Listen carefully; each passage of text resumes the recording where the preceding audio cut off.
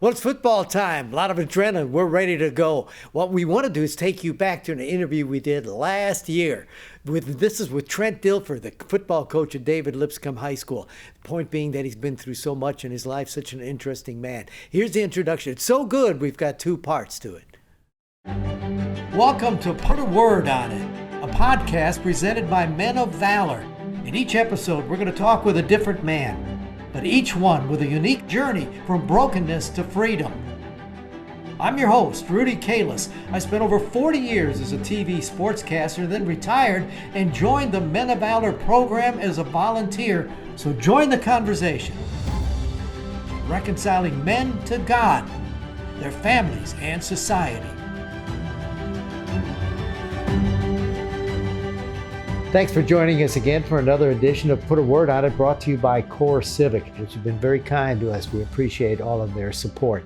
And this is a special presentation that we have. A few weeks ago, we had a faith, fatherhood, and football evening. It was wonderful. We had guys here from Valor Ridge that were there, but our guest speaker was Trent Dilfer. He's now the head football coach at David Lipscomb Academy, high school football coach. He won a Super Bowl. So we got a chance to talk, and it's not that short. It's wonderful. It just we'll let it unfold for you, because you take his life and you see how God used him and the things, the struggles that he went through, and yet he won a Super Bowl. But there is pride. There are all kinds of issues in his life that brought him here to Nashville. So just enjoy. This is a conversation with Trent Dilfer. When did you start quarterbacking? I started my freshman year. I was not very good. I was more of an athlete. So I was recruited as a basketball player. My first love was basketball. I actually played baseball and golf and ran track. So I was a 5-sport athlete. And I would say in order of what I was good at, basketball I was best at, golf I was second best at, baseball I was third, track fourth, football fifth. What? I was the big physical kid that could run around and throw it far, but didn't really know where it was going. So I was more of an athlete. In fact, I was third team all league my senior year in a tiny little division. Like who here? CPA would beat each team in our league 75-0. Like, it was small school football, and I was third team quarterback. Well, how in the world did you get a scholarship? It's a great story. The kid that was first team's kid named Todd Whitehurst. He was a beast. He was 6'4", 230, good basketball player, great quarterback, was being recruited by everybody. And it was our senior year, and we were the best basketball team in Northern California my junior and senior year, and we were really good my senior year. And they came to our place, and the coach from Fresno State had driven over from Fresno to watch Todd play. They had already offered him. They were really trying to get him to come over there. And I didn't even know he was in the stands. And I went for 44 and dunked on Todd 6 times. And the coach came to me out on the floor. His name's Rich Olson, ended up coaching for years in the NFL. And Rich came to me on the side and said, "Hey, I'm going to be honest with you. We came here to get him to sign. And after what I saw tonight, I need you to come to Fresno this weekend and meet Coach Sweeney, who's our legendary head coach." I'm like, "Sure, great." So this is on a Tuesday, let's say. Friday, he picks me up in his Buick. We're driving from Northern California to Fresno. If those of you who don't know where Fresno, if you spun California on your finger, you'd spin it on Fresno. And I didn't know where Fresno was either, being a coastal kid. And we're driving about halfway there, and I look over at Coach and I said, "Hey, where's Fresno? Like, where are we going?" We could have been going to anywhere. Nevada, we could have been going to Wyoming. We could have come to Tennessee for all I knew. I just knew that they wanted me to come meet the head coach. I walk into the head coach's office, Jim Sweeney. He gives me this big handshake. "Trent, so glad to have you here." To say, "I'm in, I'll commit." And he starts laughing. He goes, "Well, we haven't offered you yet." I said, "I don't care. I'm leaving here and I'm going to be your quarterback." And when I got there, I was raw as you could be, and had great coaching, incredible coaching while I was there, and great teammates, and ended up, getting lucky and getting picked in the first round. And my identity started getting wrapped up in what I did instead of who I was. And I think that led me to some poor decision making. For me, it started off just with foolishness, and then it got into drinking, then it got into doing some drugs, and then it got into just basic disruption, just being mean to people to create attention for myself. And that kind of went on and off. My senior year was probably my worst year, my most destructive year. And then when I went to college, I got hurt. I got hurt my freshman year in college. I tore my shoulder up and had to have surgery. So I didn't have a team. I didn't have anything. And I really needed the attention. Luckily, a youth pastor a college pastor by the name of Joe Broussard, kept pursuing me. And I had dipped my toe. I'd come to know the Lord when I was 10, and it was authentic. It was a real decision to follow Christ. I just wasn't walking with him in that period of my life. And then when it got really dark, it's crazy strategy on his part. He invited me to an FCA camp to be a counselor.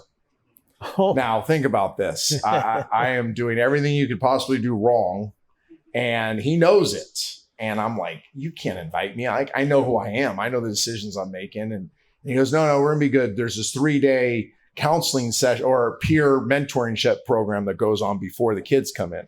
And that was really the most radical 3 days of my life, because I went to Thousand Oaks, California, and there were 32 other college athletes that were following the Lord. And it was an incredible experience. And I came back to Fresno and I went, oh my gosh, I don't have any friends. I don't have a single Christian friend except one girl that when I was a freshman, we had a class together. We went on one date. She fell asleep on the date. She thought I was boring, but she got in a fight with our African-American studies professor because he was an atheist.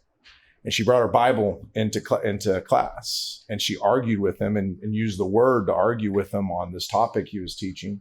And I was just drawn to that. When I came back, I called her. And I'm like, hey, you know I'm a knucklehead. You know I've been an idiot, but hey, I'm changed. And I just want to get together with you and share with you what's going on in my life and, start connecting again. Well, that's been my wife of 29 years now. It's the greatest trick ever. If you want to pursue a woman, start a one-on-one Bible study with her.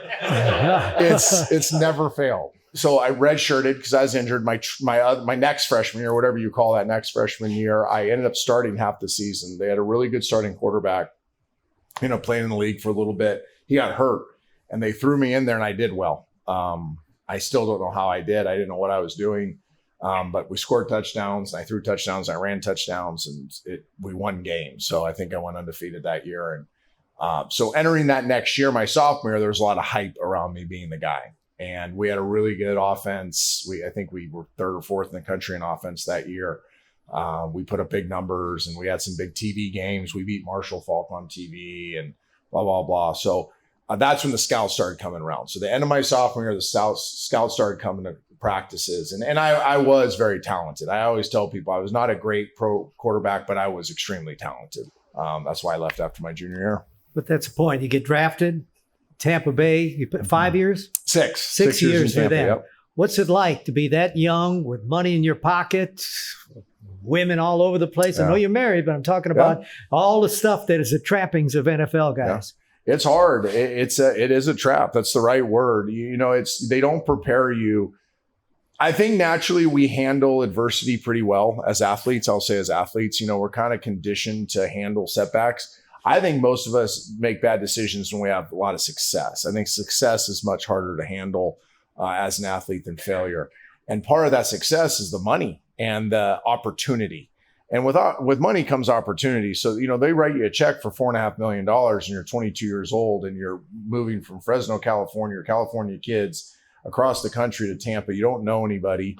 For tax reasons, you have to buy a bunch of stuff, right? Like big houses and stuff like that. So, it was like a roller coaster of chaos. When we got there, we were the worst franchise in football. If you're old enough to remember, they were brutal. They were comical how bad they were. And then, the year before me, John Lentz gets drafted. I get drafted. Then Sapp and Allstott and Warwick Dunn, Rondé Barber, those guys come in a couple years after me.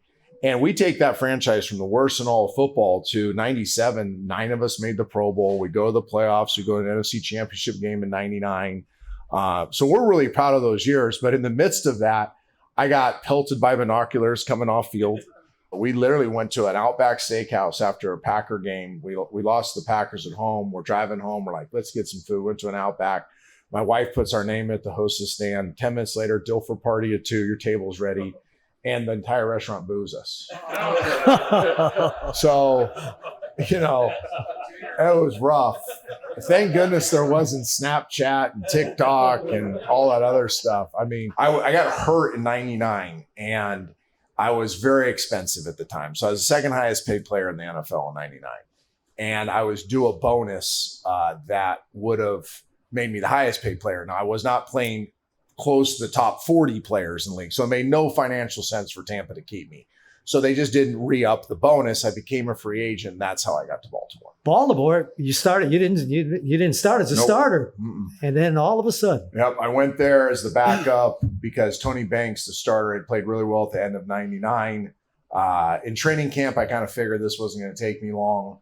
It took a little longer than I thought. I ended up starting 11 games or 12 games when I went 11-1. I lost my first start to the Steelers, and then we never lost again.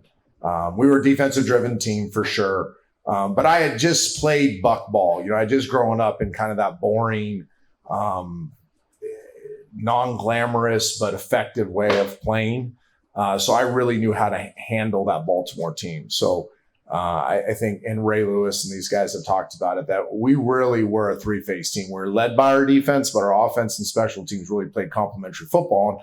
And that's why I really were able to dominate pretty much everybody. I don't think we had a contested game until we came here in the divisional round, and then the next week in Oakland. Like we kind of just smoked folks finishing up the season. But let's talk about life, because you said, and you now talk about it, but at the time you lost your young son in 2003. Yeah. Tell me about life.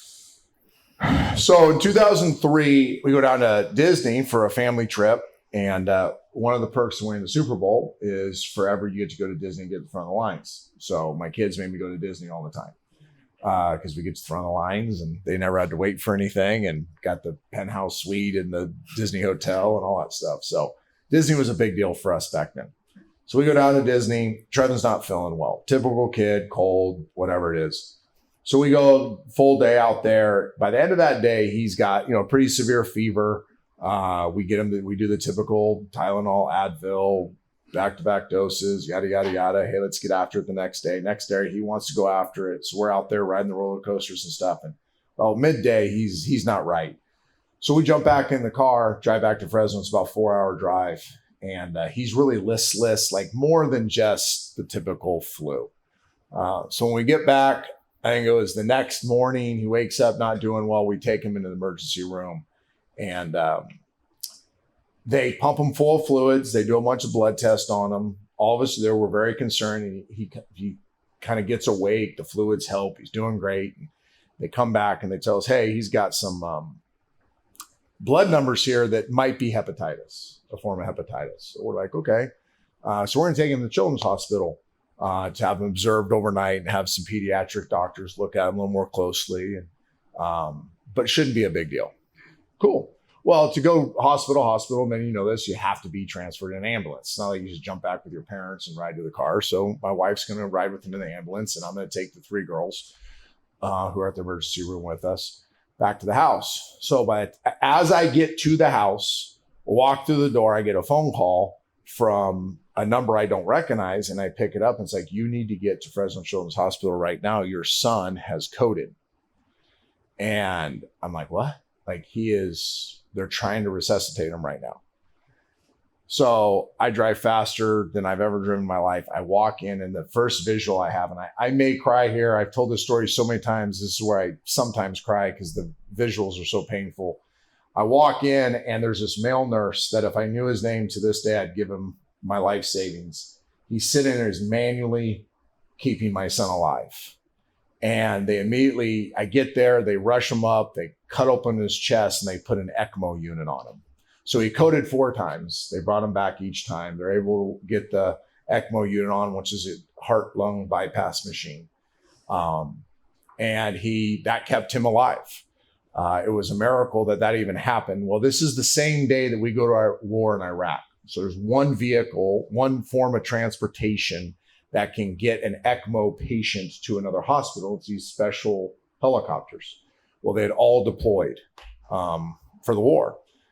And they're like, we can't get your son to Lucille Packard, and we can't sustain him on this unit here. This is a temporary unit. This lasts like 36 hours. And then he's done. Like, this is what's keeping him alive. So a bunch of series of events, they tailor fit an ambulance Well, we get there. He's alive. The next challenge is getting him up to the second floor of the the pediatric ICU unit, where they'll have another ECMO machine that they'll have to transfer him over. And the odds of that, they say, are like 30% that he's going to be able to go unit to unit without getting a systemic infection. Because you think about it, you're cut open from your chest to your belly button, that the chance for infection is severe. So somehow that happens. And through a series of blood tests for 7, 8, 9, 10 days, he doesn't have a systemic infection. So we're camped out, Lucille Packard, son's on life support, waiting on a heart. Now, this is a horrible place to be, because for my son to get a heart, that meant another young person had to die. So you're literally waking up every morning and not knowing how to pray. 38 days into it, no hearts come up. And he finally then gets a systemic infection. And once you have a systemic infection as a donor, as a person needing donor tissue, what do you call that? Anyways, you no longer a candidate, because they're not going to give an organ to somebody that has an infection. So they have to tell us that. We sought counsel from Christians around the country on end-of-life measures and all those different things. And we turned the life support off 40 days at Lucille Packard. And it was terrible. I would never wish it upon my worst enemy. The pain that you experience losing a child, having to tell your other children, it's just something you can't, obviously, by how horrible I'm articulating this, it's just something that it's very hard to explain. Well, it was heartbreaking to me, and I think to all of us who are parents, to lose a child that way. And so you see the struggles that he's gone through in his life, the issues that he had to deal with, all of that trying to be a man of God through the difficulties. But he did play in the NFL. He did win a Super Bowl. We've got more. This was so good that we spent another session with him, and that's what we'll come back with next week. And we start with him being a man on his way to the Super Bowl. But then what in the world got him to be a high school coach here in Nashville, Tennessee? You want to see God's hand in all of that? And his word is a powerful word at the end of it. So join us next week as we put a word on it with Trent Dilfer.